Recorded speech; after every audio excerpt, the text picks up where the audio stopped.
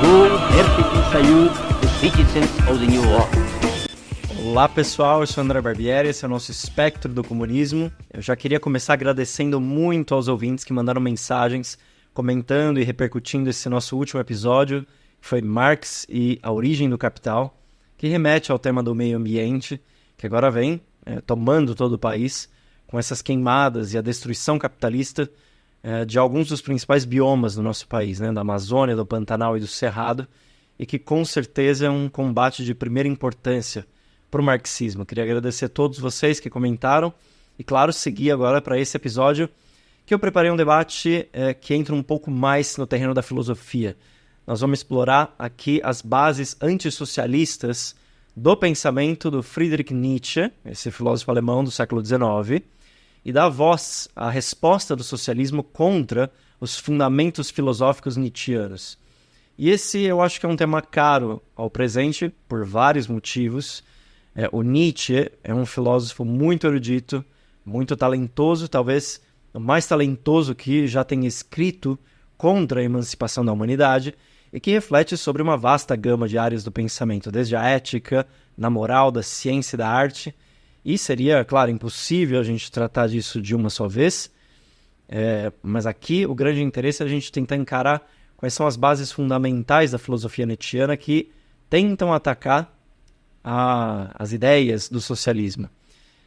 E por vários outros motivos, o Nietzsche influencia inúmeras correntes de pensamento dentro e fora da academia, alimenta tendências que escapam aos limites da institucionalidade, porque o Nietzsche também tem críticas à forma de organização social moderna, e isso faz com que algumas pessoas vejam essa mensagem filosófica dele com um caráter bastante sedutor, essa ideia de rumar caminhos independentes através da filosofia do Nietzsche. E justamente pelo que eu acabei de dizer, ele cria uma ponte entre o pensamento crítico e o pensamento conservador, que não raro conduz as pessoas à ilusão de que ele representaria uma forma mais palatável de vida individual crítica dentro do capitalismo. Então, é estudando o núcleo da filosofia do pensamento do Nietzsche que a gente vai encontrar o verdadeiro conteúdo, ou o conteúdo essencialmente retrógrado e conservador do seu pensamento. E, claro, as respostas que nós socialistas podemos dar a ele. Bom, gente, qual é a estratégia aqui? Eu dividi em duas partes essa série sobre o Nietzsche para ajudar a compreender alguns dos seus conceitos centrais. E aqui a ideia é justamente a gente tomar alguns dos aspectos da sua obra para entender esses fundamentos filosóficos da sua atitude hostil ao socialismo. E, de um certo ponto de vista, dar a ele a resposta da Weltanschauung, né? da visão de mundo do socialismo. Eu vou usar especialmente 2 livros do Nietzsche, de fases diferentes da sua vida, para essa discussão. Um deles é o Humano Demasiado Humano, que foi publicado em 1878, que marca o afastamento do Nietzsche em relação ao romantismo alemão, né? O Richard Wagner no terreno da música, o Schopenhauer no terreno da filosofia. E essa aproximação dele com o iluminismo francês, que é um ponto de amadurecimento crucial para suas obras futuras. E a outra obra que eu vou tratar aqui é o Para Além do Bem e do Mal, que foi publicado em 1886, 3 anos antes do surto psicótico do Nietzsche, que o manteria paralisado intelectualmente até o final da vida. E essa é uma crítica, esse livro, né, contém uma crítica radical e até explosiva a tudo aquilo que ele via como obstáculos aos espíritos livres, né? O Nietzsche até considerava essa obra, junto com Assim Falou Zaratustra, como a principal obra, né, como o principal título que o autor escreveu. Então, a partir da abordagem dessas duas obras, a gente vai tentar encontrar aqui a coerência interna no pensamento dele e encontrar esses fios do conservadorismo que se chocam permanentemente com as ideias, com a doutrina do socialismo.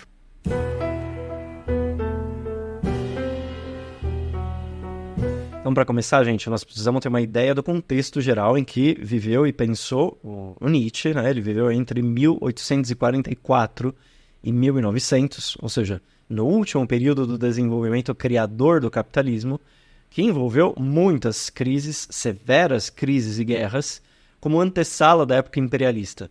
Nós estamos falando aqui da Europa da segunda metade do século XIX, já animada economicamente pela Revolução Industrial e socialmente por aquele relâmpago da Revolução Francesa, uma sociedade já dividida em classes sociais, que passou pela Primavera dos Povos, em 1848, e pela Comuna de Paris, em 1871. E esses são acontecimentos distintivos, né, muito marcantes dessa época, e que também marcaram a vida do próprio Nietzsche, né, porque ele participou pessoalmente de alguns desses momentos decisivos da história. Por exemplo, aos 26 anos de idade, ele serviu no exército do Otto von Bismarck, o chanceler de ferro da Prússia, como ajudante de enfermagem durante a Guerra Franco-Prussiana, né, de 1870, que daria origem não só à unificação alemã, mas também à Comuna de Paris, né? E apesar dessa breve participação, essa experiência deixou marcas indeléveis no pensamento do Nietzsche, especialmente em função da sua preocupação com aquilo que ele chamava de renovação cultural germânica. Até em cartas dessa época, ele cultiva a esperança de que as virtudes militares da Prússia pudessem ser canalizadas para o campo da política para as tarefas culturais, né? Como ele escreve a um dos amigos dele, o Karl von Gersdorff.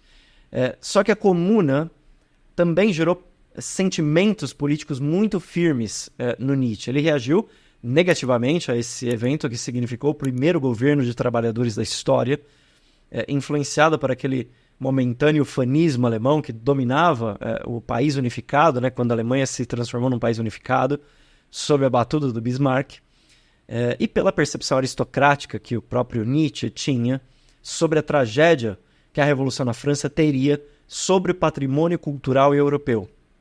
Inclusive, em certo momento, ele acreditou que os comunards na França tinham destruído o Museu do Louvre.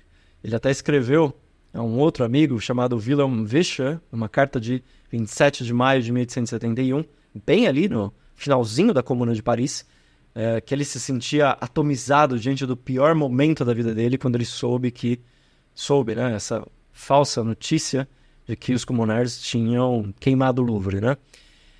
Então, ainda que ele tivesse certas críticas à imobilidade do Estado alemão, né, que poderia ali paralisar a luta pelas conquistas no campo cultural, no campo artístico, a desconfiança do Nietzsche sempre foi direta com os movimentos dos trabalhadores.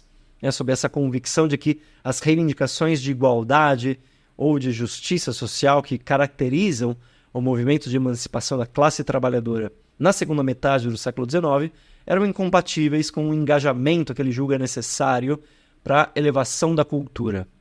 Então, essas turbulências do século XIX repercutiram na filosofia do Nietzsche de uma forma bastante peculiar. Eu diria que, apesar da política não ocupar o lugar central das reflexões dele, toda a sua filosofia madura tem uma carga de choque frontal com o socialismo. Esse projeto de sociedade superior cujo núcleo, que a gente discutiu várias vezes aqui no programa, que é a libertação da humanidade e a substituição da dependência humilhante à matéria pela planificação racional e harmônica entre a matéria e as necessidades humanas, tudo isso é visto pelo Nietzsche como um perigo à divisão hierárquica da sociedade entre exploradores e explorados, que para ele é a base de toda a elevação da cultura.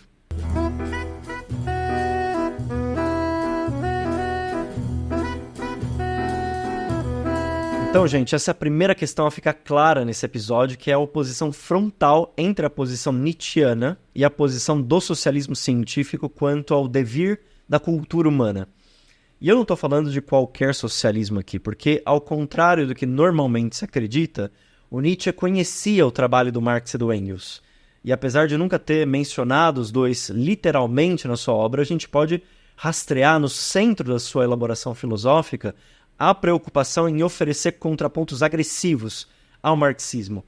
Hoje a gente tem estudos importantes sobre isso, como o do Thomas Brober, que no seu trabalho mostra a consciência que o Nietzsche tinha de quem eram os seus verdadeiros adversários. E aqui eu vou citar um trechinho dessa obra do Brober para a gente entender justamente essa relação. Ele diz o seguinte: Marx é referido em pelo menos 13 livros que o Nietzsche lia ou possuía de diferentes autores. Em 6 desses livros, o Marx é discutido e citado longamente, e num deles, o Nietzsche sublinhou pessoalmente o nome do Marx. O Nietzsche conhecia o Marx e o marxismo, ele estava razoavelmente informado sobre a economia política, e o seu conhecimento sobre o socialismo e as visões da esquerda eram geralmente bem mais detalhados do que se imagina. Fecho aspas aqui para o Brober. É uma obra bem interessante para entender essa relação dos dois. E, de fato, existem passagens de alguns textos do Nietzsche em que é possível a gente identificar a leitura do Capital. Por exemplo, um conhecimento preciso sobre os argumentos centrais de capítulos como a assim chamada acumulação primitiva, que eu vou discutir mais adiante, e alguns outros princípios, né, que o Marx desenvolve nas suas obras. Então, essa relação existe. Não é só do socialismo em geral que o Nietzsche trata, ele trata conscientemente da expressão mais avançada desse socialismo no século XIX, que é o marxismo. Bom, e para entender essa postura intelectual do Nietzsche, é importante a gente partir da cisão que ele estabelece entre o individual e o coletivo, entre as dimensões do pessoal e do social. Para o Nietzsche, o indivíduo sempre está acima do coletivo. E o social se reduz quase que a um palco para servir aos interesses do indivíduo, e aqui sempre se trata do indivíduo dominante, daquele que busca dominar. E na fase mais madura da sua elaboração, aquela que foi mais animada pelo irracionalismo do indivíduo, o Nietzsche defende que a sociedade seja sacrificada para que os indivíduos mais seletos possam finalmente aceder às suas tarefas superiores de desenvolvimento humano-cultural, não importa os custos daquilo que ele chama como redução do rebanho a nada mais do que servidão. Ou seja, o socialismo aqui tem como objetivo a reinvenção do indivíduo como parte da coletividade, a emancipação da sua personalidade através da mais íntima associação com o gênero humano que coopera entre si. E é claro que aqui existe uma oposição de princípios entre o socialismo e a filosofia nietzschiana, que só vê a possibilidade de evolução individual mediante a negação do social. E é dessa forma, gente, que os fundamentos filosóficos com os quais o Nietzsche compreende e ordena a realidade operam dessa maneira diferente dependendo de se ele trata do indivíduo, né, limitado ao seu corpo físico, ou da sociedade. A mudança do indivíduo é vista positivamente pelo Nietzsche. A mudança do coletivo é vista negativamente por ele, porque o indivíduo só poderia evoluir contra os demais. Então essa é a base filosófica antissocialista da concepção social, né, que o Nietzsche tem. Ou dizendo mais precisamente, a mudança coletiva que o Nietzsche propõe é um retorno ao passado. É a exacerbação da estratificação social. Nós estamos falando aqui do retorno ao universo grego da antiguidade, a esse berço apoteótico da vida aristocrática. E se existe um problema na sociedade capitalista para o Nietzsche, é que ela representa quase que uma degeneração antigrega. O produtivismo da sociedade capitalista moderna impede que as pessoas entrem naquela atmosfera de ócio, naquela atmosfera de pensamento criador que poderia, na cabeça dele, ser a única que elevaria o nível cultural da humanidade. O Nietzsche tinha especial predileção pela cultura, pela mitologia, pela filosofia da Grécia Antiga. Ele navegava muito bem entre os debates das várias escolas de pensamento gregas, tanto as ditas pré-socráticas, as helenísticas e as figuras clássicas da tríade que a gente conhece, o Sócrates, o Platão e o Aristóteles, né, com os quais ele mais dialoga nas suas obras. Né? Esses filósofos são citados várias vezes, e o que ele cita mais vezes, sem dúvida, é o Sócrates.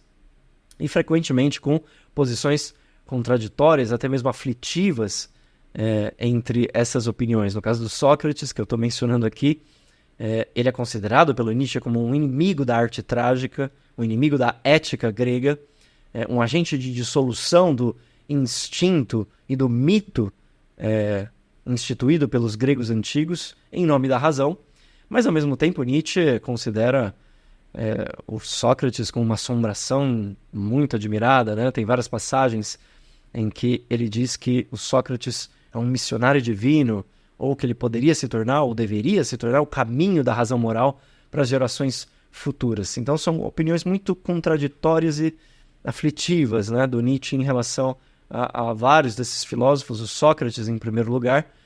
E claro, gente, aqui, confessando para vocês, a cultura grega é uma paixão particular minha, que eu certamente compartilho com muitos de vocês. e pela profundidade e riqueza inesgotável, né, que a gente até hoje pode extrair dessa fase do desenvolvimento do pensamento humano. A questão é como se aproveita essa herança, né, e com quais objetivos se resgata toda essa herança da filosofia e da mitologia grega.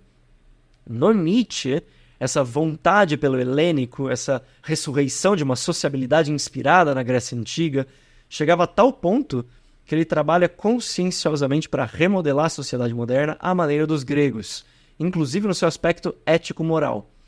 Porque o desenvolvimento da sociedade na segunda metade do século XIX gerou novas ideias. A sociologia surge enquanto campo de conhecimento específico justamente depois da Revolução Industrial e da Revolução Francesa, tratando de várias temáticas, sobre a desigualdade, a injustiça, entre outras. E essas ideias correspondem a um determinado indivíduo cujas escolhas ético-morais não eram satisfatórias para Nietzsche. Para ele, o melhor caminho seria reconstituir a virtude da sociedade aristocrática da Grécia Antiga e substituir a moralidade herdada pela tradição judaico-cristã pela moralidade da aristocracia escravista grega. Em outras palavras, uma moral individualista que prezava a bravura e a coragem, que associava o forte ao que é bom e o fraco e indefeso ao que é ruim e ao que é mal, que tinha uma aversão pelos modos pacíficos e idolatrava a guerra como caminho da glória e da superação pessoal. Até nesse livro que eu mencionei no início, Humano, Demasiado Humano, numa entrada que se chama A Dupla História do Bom e do Mal, o Nietzsche se apoia na cultura grega para dizer que todo aquele que tem o poder para retribuir o bem pelo bem e revidar o mal causando o mal, é chamado de bom. E o impotente, que não tem força para isso que ele chama de retribuição justa, é chamado de mal, ou é associado ao que é ruim. Ele diz o seguinte, abro aspas ao Nietzsche, o bom e o mal significaram por um longo tempo a mesma coisa que o nobre e o vil, que o mestre e o escravo. O inimigo não era visto como mal, na medida em que podia retribuir na mesma moeda. Em Homero, os troianos e os gregos são ambos considerados bons. Não é aquele que nos causa dano, mas aquele que é desprezível que é considerado mal. Fecho aspas, aqui é o Nietzsche. Essa abordagem social é já fruto de uma compreensão aristocrática do mundo, que é tributária da classe dominante não só na Grécia Antiga, mas também da burguesia moderna. E como entra esse individualismo antagônico ao coletivo na filosofia do Nietzsche? De muitas maneiras, mas especialmente do ponto de vista da moral nietzschiana, no uso pessoal que o indivíduo deve fazer das condições sociais para cumprir as suas tarefas. Numa outra seção que se chama A Moralidade do Indivíduo Maduro, nessa mesma obra que eu mencionei, Humano, Demasiado Humano, o Nietzsche defende que são justamente as ações tomadas em nome de interesses individuais que nós podemos encontrar o verdadeiro bem comum. Em outras palavras, é tendo em vista a personalidade própria como alvo da ação que se pode gerar o maior benefício às massas. E em toda a obra do Nietzsche, o indivíduo é o indivíduo em situação de força, de poder. E isso ele explica em detalhes nessa concepção de justiça que ele tem, sempre amparado nos gregos. Também na obra Humano, Demasiado Humano, ele cita um historiador grego, chamado Tucídides, para estabelecer que só existe justiça entre iguais. E aqui eu vou citar o próprio Nietzsche para vocês entenderem. Ele diz o seguinte, abro aspas, a justiça, igualdade, tem a sua origem entre poderes iguais, como bem compreendia Tucídides. Isto é, tem origem onde não se pode reconhecer nenhuma clara supremacia. Cada parte satisfaz a outra, e cada um recebe do outro aquilo que mais aprecia. A justiça, portanto, é a recompensa e o intercâmbio baseados num grau semelhante de poder. Não sentimos nenhuma injustiça quando a diferença é muito grande entre nós mesmos e outra criatura. Que eu vou fechar aspas rapidamente para a gente entender o que o Nietzsche está dizendo. Nós vamos ver adiante que, para ele, só pode haver justiça e igualdade entre aqueles que são iguais em poder, que é o que ele estava mencionando aqui, entre frações da classe dominante, em termos marxistas, e não deve haver igualdade entre o forte e o fraco, o poderoso e o impotente, ou entre a classe opressora e a classe oprimida. Essa é a opinião do Nietzsche. E para ilustrar, nessa passagem que eu estou mencionando, ele até diz que os gregos não recriminavam o Xerxes, né, que era um rei persa que enfrentou os gregos nas guerras médicas, quando ele eliminava cruelmente os súditos que o contrariavam, porque entre eles havia uma enorme diferença de poder. Então, qual é o problema de um rei persa eliminar cruelmente, torturar e até mesmo assassinar os seus súditos que achavam que a política no seu governo não era justa? Qual era o problema nisso? A diferença entre eles, a diferença de poder entre esses sujeitos é enorme. Então, entre eles não pode haver o conceito de justiça. Aqui eu estou tentando explicar justamente a maneira como o Nietzsche desenvolve e desenrola esse novelo, né? Para cada vez mais a gente se aproximar da contracrítica, né, que os socialistas vão fazer ao próprio Nietzsche. E essa forma de encarar o bom e o mal, a diferença de direitos entre o sujeito de força e as demais criaturas que ditas inferiores, né, por ele, são aspectos centrais do individualismo nietzschiano, que mostra essa verve, né, que é bastante antissocialista. Mas eu quero voltar na abordagem dupla que eu estava mencionando antes, né, essa cisão de princípios entre o individual e o coletivo que move a filosofia do Nietzsche.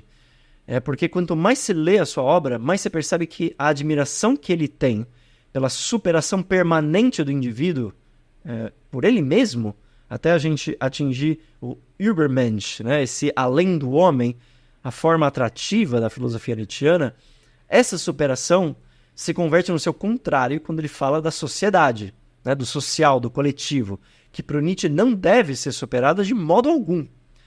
Essa separação completa entre o individual e o coletivo, e a subordinação do social ao pessoal, está na raiz desse caráter extremamente conservador da sua filosofia. Nós vamos ver como isso se expressa na própria filosofia nietzschiana, porque ele tem uma afinidade explícita com os princípios de um filósofo pré-socrático que se chama Heráclito de Éfeso, né, que por nós muitas vezes é conhecido por aquele lema de que tudo flui. Né? Ele escreveu bem mais do que isso, ele deixou certos princípios basilares do movimento que depois vão ser usados por muitos pensadores, inclusive dialetas como Hegel e o próprio Marx.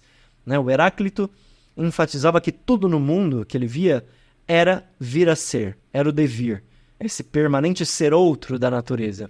E ele via isso como uma felicidade, não como uma maldição, como outros filósofos opinavam, no caso do Anaximandro, um filósofo pré-socrático também, que lamentava que quem seria capaz de nos redimir dessa maldição do vir a ser? E o Heráclito responde a isso. Ele diz, eu não vejo nada além do vir a ser. Não vos deixeis enganar, ele diz. É a vossa curta vista e não a essência das coisas que vos faz acreditar ver terra firme em alguma parte no mar do vir a ser e do perecer. Usais nomes das coisas como se estas tivessem uma adoração rígida, mas nem mesmo o rio em que entrais pela segunda vez é o mesmo que da primeira vez. Aqui fecho aspas ao Heráclito. Essa é também uma parte famosa da sua filosofia, quando ele diz que o rio não é mais o mesmo depois que você entra pela primeira vez e depois quando reentra nesse mesmo rio. Então o Heráclito ele parte dessa mudança permanente na existência, essa existente ou essa infinita impermanência, né? Essa ausência de indestrutibilidade, essa ausência de permanência, né? Ela existe, essa total inconstância de tudo que há no mundo. Na filosofia do Heráclito, então, dessa guerra dos opostos é que surge todo vir a ser. Por isso ele considera a guerra até como algo necessário, algo que depois o próprio Nietzsche vai retomar. E o Nietzsche aprova explicitamente esses princípios que eu estava mencionando aqui, de que em parte alguma do mundo existe permanência, em parte alguma do mundo existe indestrutibilidade, existe ausência de mudança, do ponto de vista do indivíduo, né? A ideia desse permanente vir a ser vai ser depois trabalhada no conceito da vontade de potência, do Übermensch, né? Esse além do homem que eu estava mencionando. E na obra O Nascimento da Tragédia, de 1872, o Nietzsche tece um elogio ao Heráclito. Ele diz que não havia até então encontrado nenhum filósofo com uma sabedoria trágica. E ele complementa esse pensamento dizendo o seguinte, abro aspas aqui ao Nietzsche, restou-me uma dúvida quanto a Heráclito, em cuja proximidade me sinto mais aquecido, sinto mais bem-estar do que em qualquer outra parte. A afirmação do perecimento e do aniquilamento, o que é decisivo em uma filosofia dionisíaca, o dizer sim à contradição e à guerra, o vir a ser, nisso tenho de reconhecer o mais aparentado a mim, que até agora foi pensado. Fecho aspas. Mas quando se trata dos sistemas sociais e estatais, esse eterno prazer pelo vir a ser desaparece completamente no Nietzsche. Vamos ver como ele diz agora contra as transformações sociais em dois momentos bem distintos da sua vida intelectual, justamente naquelas obras que eu mencionei. Uma delas é O Nascimento da Tragédia, que, como eu acabei de dizer, é de 1872, e a outra delas é O Para Além do Bem e do Mal, de 1886, né? No Nascimento da Tragédia, logo depois da Comuna de Paris, o Nietzsche escreve contra a possibilidade da felicidade social para todos, afirmando o seguinte, abro aspas, devemos notar, a civilização alexandrina, ou a civilização moderna, precisa de uma casta de escravos para poder existir e durar, mas nega, em sua consideração otimista da existência, a necessidade de tal casta, e por isso, quando o efeito de suas belas palavras de sedução e apaziguamento sobre a dignidade do homem, a dignidade do trabalho estiverem gastos, irá pouco a pouco ao encontro de um horrível aniquilamento. Não há nada mais terrível do que uma casta bárbara de escravos que aprendeu a considerar a sua existência como uma injustiça e que prepara a vingança não só por si mesma, mas para todas as gerações. Fecho aspas ao Nietzsche. Então, talvez essa última apreciação dele possa ser lida como a conclusão do próprio Nietzsche sobre a Comuna de Paris, que o Marx havia saudado como um governo da classe operária, o produto da luta da classe produtora contra a classe apropriadora, a forma política finalmente encontrada para se levar a cabo a emancipação econômica do trabalho. Essa era a apreciação que o Marx tinha sobre a Comuna de Paris. E o Nietzsche, nesse trabalho que ele escreve um ano depois, né, da Comuna de Paris, diz que não há nada mais terrível do que uma casta bárbara de escravos que aprendeu a considerar sua existência como uma injustiça e que prepara a vingança não só por si mesma, mas por todas as gerações.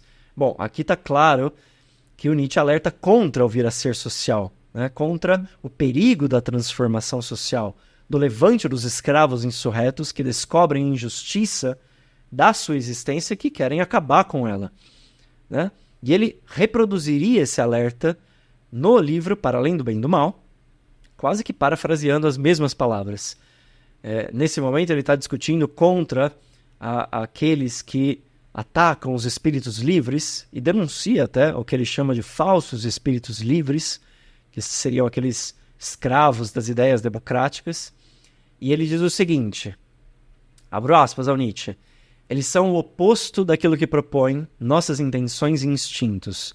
Pertencem à natureza dos levelers, ou seja, da plebe revolucionária da Revolução Puritana na Inglaterra.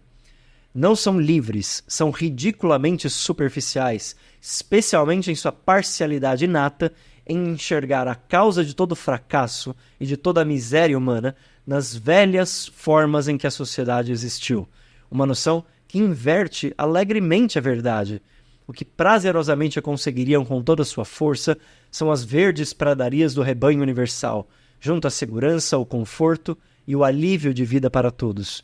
Suas duas sonatas e doutrinas mais cantadas são a igualdade de direitos e a simpatia a todos os sofredores. E o próprio sofrimento é visto por eles como algo que deveria ser absolutamente eliminado. Nós, o que nos opomos, que abrimos os nossos olhos e a nossa consciência à questão de como e onde a planta da humanidade cresceu até hoje com mais vigor, acreditamos que isso só aconteceu nas condições mais desfavoráveis. Fecho aspas aqui ao Nietzsche. Esse é um ataque violento dele, a ideia de apontar as condições da velha sociedade, as causas da desigualdade e dos sofrimentos entre os seres humanos. E a própria noção de que desigualdade e sofrimento seriam problemas a serem atacados. Então, a crítica que ele faz aos levelers, aos revolucionários proletários, digamos, na Inglaterra, no século XVII, que em outras passagens também recai contra os jacobinos na França, contra os anarquistas e, claro, contra os socialistas, que o Nietzsche costuma tratar sem a necessária distinção, é a sua maneira de decantar todo tipo de experimento revolucionário, como ele havia feito com a Comuna de Paris.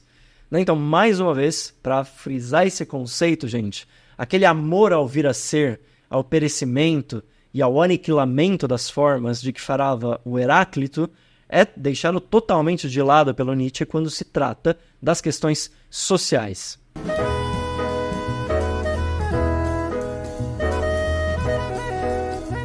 Bom, gente, essa é uma manifestação daquela polaridade que eu mencionava entre as dimensões do individual e do social para o Nietzsche, né? O primeiro admite máxima mudança, o indivíduo isolado como uma mônada. O segundo não admite nenhuma modificação. A sociedade só admite a conservação. Esse núcleo social do combate antissocialista do Nietzsche é bem mais importante na sua filosofia do que a concepção que ele tem do par sofrimento-felicidade, ou seja, para o Nietzsche a felicidade existe em igual proporção ao sofrimento. E a crítica que ele fazia aos socialistas incidia também em que, ao querer eliminar o sofrimento para a humanidade, se eliminava também a possibilidade de enfrentar as durezas e crueldades da vida que elevavam o ser humano ao sentimento supremo de satisfação e superação. Ou seja, na cabeça dele, essas grandes dificuldades, os sofrimentos, a amargura, a agrura, em termos sociais, isso é que faz com que aqueles indivíduos dotados de vontade e de potência possam se superar para atingir o além do homem, né? Como eu disse, isso é secundário na filosofia dele quando se trata de atacar o socialismo, né? Apesar de estar intimamente ligado com as considerações que ele faz sobre o problema ou os perigos da transformação social.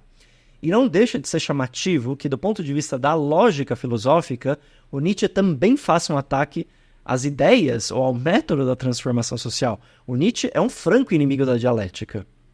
E não é difícil a gente encontrar não apenas no Hegel, mas também o próprio Marx, a sombra das críticas que ele fazia ao método dialético socrático.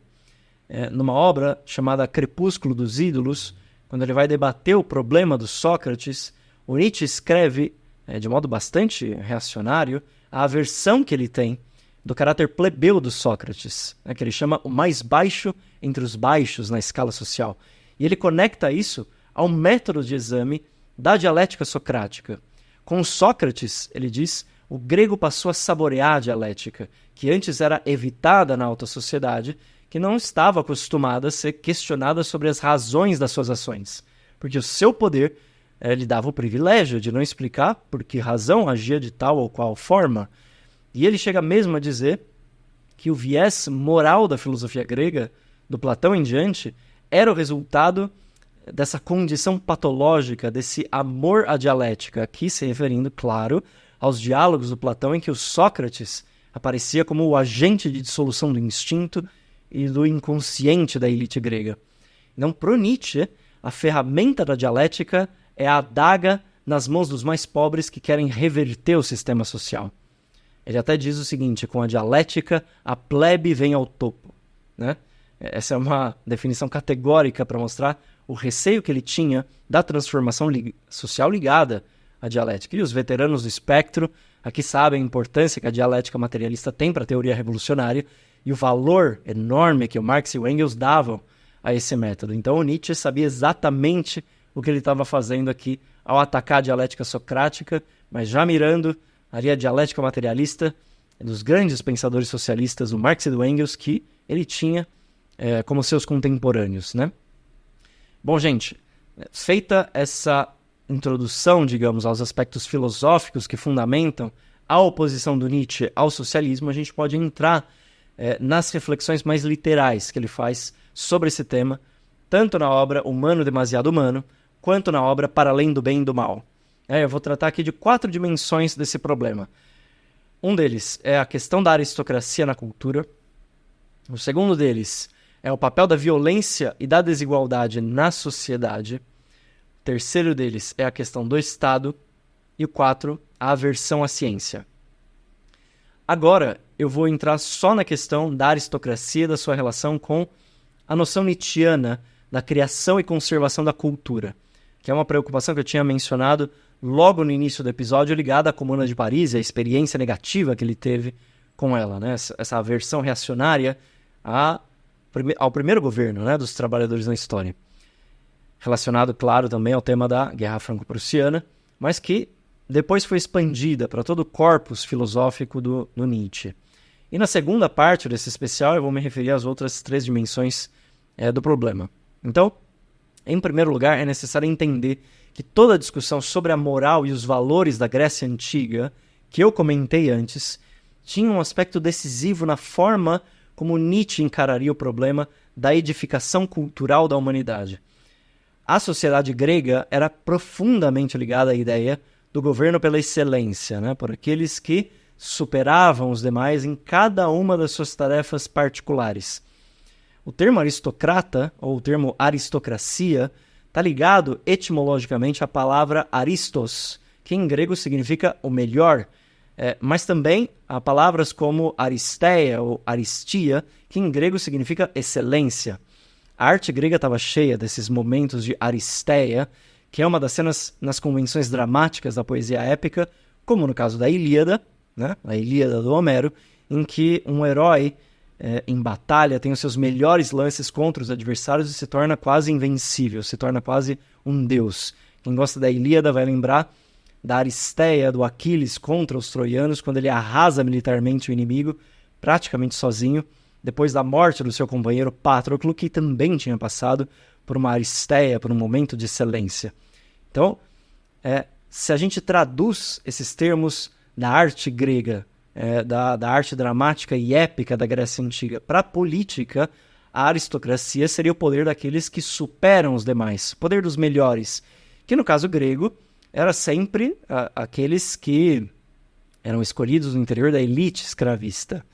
E por isso, hoje existe até entre nós essa associação imediata entre o aristocrata e o detentor de uma posição economicamente dominante. Isso vem já na Grécia Antiga.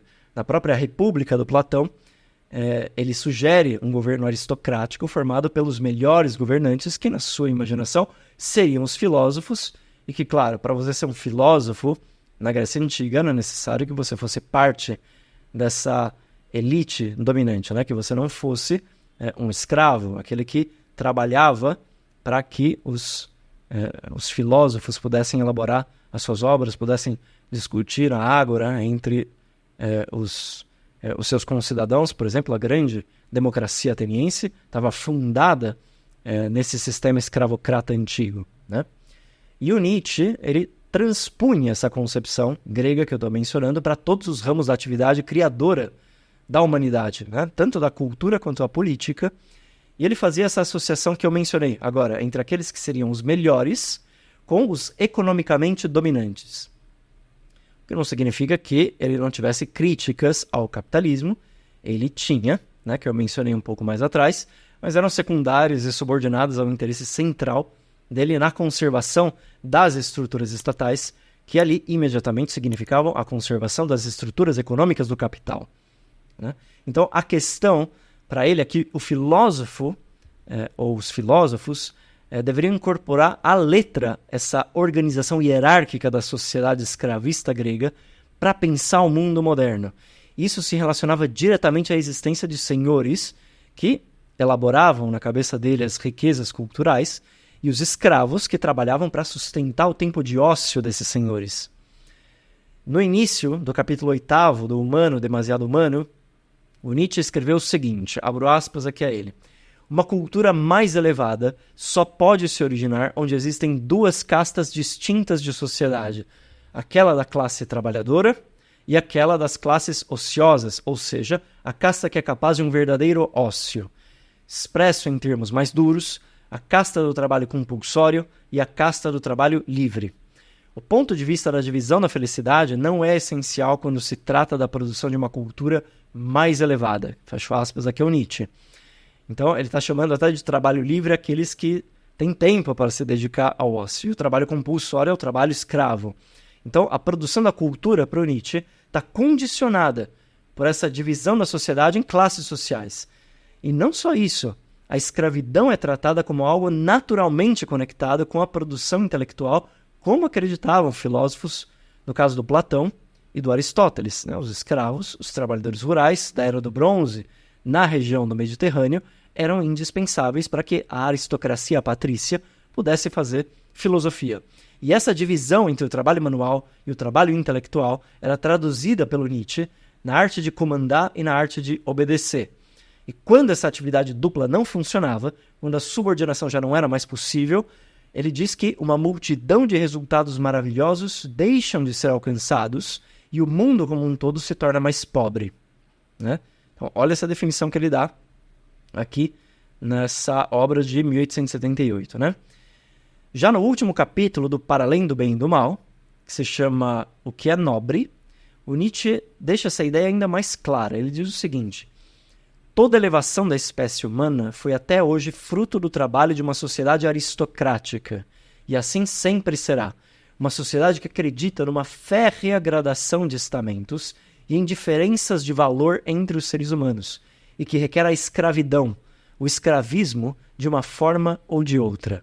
Fecho aspas aqui rapidinho. E como esse grupo seleto dos melhores, essa aristocracia, deveria se comportar em relação à sociedade? O Nietzsche responde nessa mesma passagem, abro aspas, a questão essencial numa boa e saudável aristocracia é que não deve enxergar a si mesma como mera função de uma comunidade, mas o seu maior significado e justificação. Ela deve aceitar de bom grado o sacrifício de uma legião de indivíduos, que para o benefício dessa aristocracia devem ser suprimidos e reduzidos a escravos, homens imperfeitos e meros instrumentos. A sua crença fundamental, a da aristocracia, deve ser precisamente que a sociedade não deve existir para o seu próprio bem, mas apenas como uma fundação, um andaime através do qual uma seleta classe de seres humanos pode se elevar às suas tarefas superiores e, em geral, a uma existência superior. Fecho aspas, aqui é o Nietzsche no Para Além do Bem e do Mal. Bom, aqui ele está justificando a escravidão como base fundamental para a cultura moderna e atacando todo o projeto de sociedade que queira abolir a escravidão, a humilhação e a violência do homem pelo homem, como se fosse bárbara e anticultural. Ou seja, o resgate dessa rica cultura grega é usado para assumir uma postura retrógrada em toda a linha. Porque se o melhor que deu à humanidade depende da hierarquia entre senhor e escravo, a transição a modos de organização social futuros está vedada para o Nietzsche. E a única transformação possível é essa volta ao passado, a volta ao passado aristocrático grego. E da mesma forma, o herói deve ser o senhor, o mestre, e não as classes empobrecidas, não o escravo. O Nietzsche ataca diretamente a ideia do trabalhador como um sujeito social modelar da época, que ele diz ser um valor completamente alheio à moral grega antiga. Os gregos não viam a existência ou a própria continuação da existência como algo bom em si mesmo. E como o trabalho naquela época era visto com desprezo, como algo não criador, que apenas preservava a existência, nunca ele poderia ser celebrado. O trabalho era um castigo necessário a uma parte do gênero humano para que outra parte pudesse pensar e criar. E o Nietzsche tinha essa mesma concepção dos gregos antigos, entre eles o Platão e o Aristóteles, que eu mencionei aqui, que tem concepções muito interessantes sobre outras esferas do pensamento humano, só que do ponto de vista social, eram filhos da sua própria época, né? Agora, o Nietzsche não. O Nietzsche era, um filho do século XIX, como eu tinha dito, da Revolução Francesa, da Primavera dos Povos, da Comuna de Paris, quando as classes sociais modernas da nossa sociedade capitalista atual já passavam a se chocar. E ele preservava essa mesma visão anterior, né? Numa outra obra, chamada Aurora, que foi escrita em 1881 e considerada pelo Nietzsche como uma das suas obras mais pessoais, mais autobiográficas, são reflexões que ele faz acerca dos preconceitos morais, imaginem vocês, ele chega a dizer que o perigo é que o ideal agora é o medíocre. O extraordinário se tornou ordinário. Aquilo que era o mais baixo, o mais comum trabalhador, se torna o modelo a seguir, se torna o herói da sociedade moderna, porque ele se torna o sujeito revolucionário da nossa época. E para o Nietzsche, o trabalhador não poderia ser isso, porque ele é o homem mais perigoso, ele é o homem revolucionário, homens e mulheres revolucionários que devem ser contidos pelos verdadeiros espíritos livres que, segundo Nietzsche, prezam a moderação contrária a toda mudança repentina ou estrutural, que odeiam toda a revolução. Então, em Humano, Demasiado Humano, na seção que se chama A Ilusão nas Doutrinas Subversivas, o Nietzsche vai até o iluminismo francês, que ele passou a admirar nessa época, para negar nele o espírito revolucionário, que considera predecessor do socialismo no século XIX, e claramente predecessor do Marx e do Engels. Nessa parte, o Nietzsche diz o seguinte, abro aspas a ele, existem sonhadores políticos e sociais que de maneira ardente e eloquente clamam pela derrubada de toda a ordem, na crença de que o orgulhoso templo da beleza humana se erguerá imediatamente por sua própria força. Nesses sonhos perigosos, há ainda um eco das superstições de Rousseau, que acredita na bondade primordial da natureza humana, como que enterrada, culpando por esse soterramento as instituições da civilização, da sociedade, do Estado e da educação. Infelizmente, é bem sabido, pela experiência histórica, que cada subversão revolucionária dessa natureza reanima as energias mais selvagens, os horrores e as extravagâncias enterrados desde eras imemoriais. Não é a natureza moderada de Voltaire, inclinada para a regulação, purificação e reconstrução, mas as besteiras apaixonadas de Rousseau e as suas meias mentiras que excitaram o espírito otimista da revolução, contra a qual eu grito écrasez l'infâme, ou seja, esmague a infame, esmague a revolução.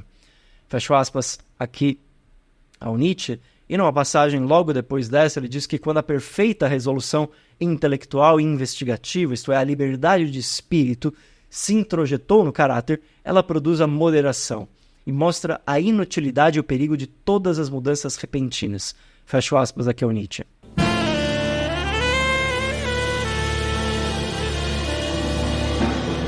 Então, gente, essas linhas que a gente estudou agora são categóricas para entender como Nietzsche cria uma atmosfera de desconfiança e de hostilidade por parte do instinto individual contra o social. Como ele desenvolve esse ódio à revolução, um ódio explícito ao sujeito revolucionário, desprezo pelo trabalhador como um servo necessário e a veneração à hierarquia social como o único fio de coesão social.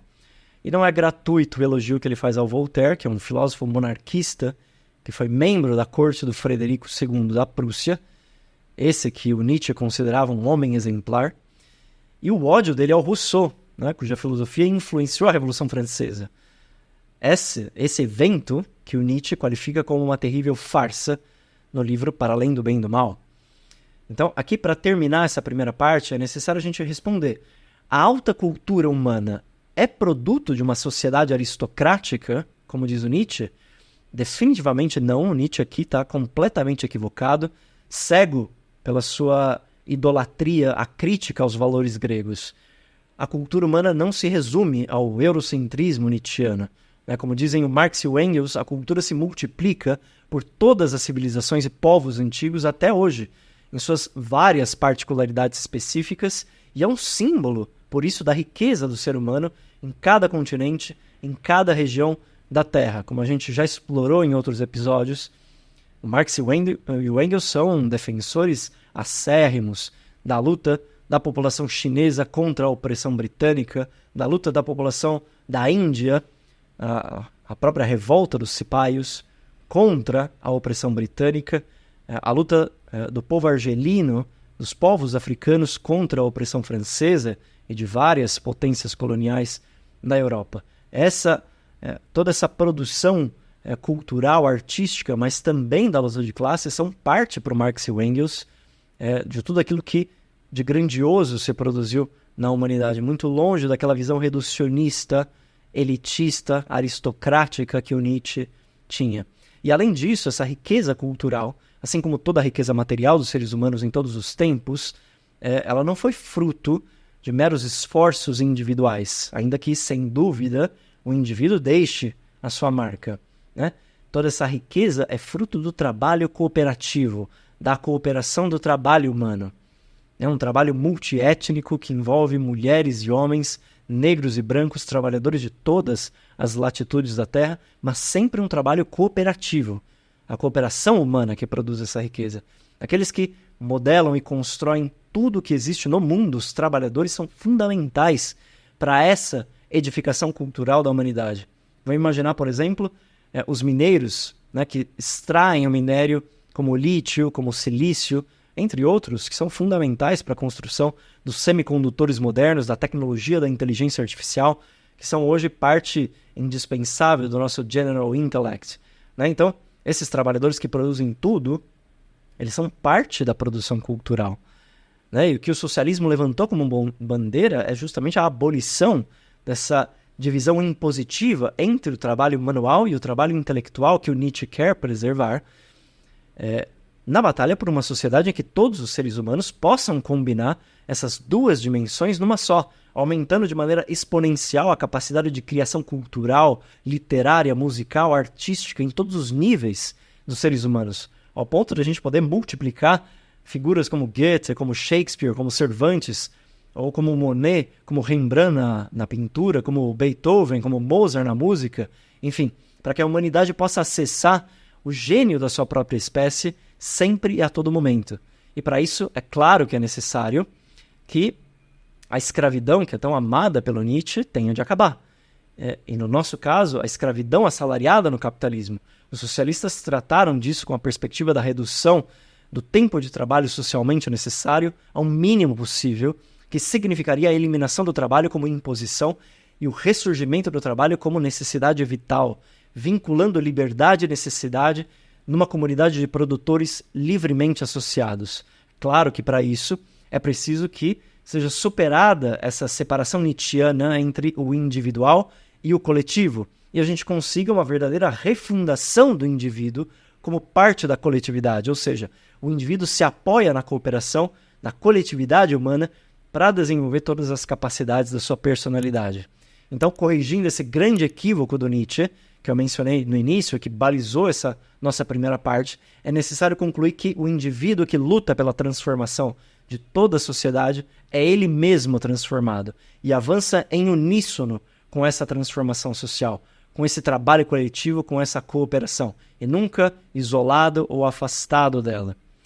E claro que isso só pode ser feito com a articulação de forças materiais que desejem a revolução, a transformação das bases da sociedade capitalista por um outro modo de produzir e de se relacionar com a natureza, algo cada vez mais evidente com a crise climática, os efeitos extremos causados pelo capitalismo que destrói a natureza.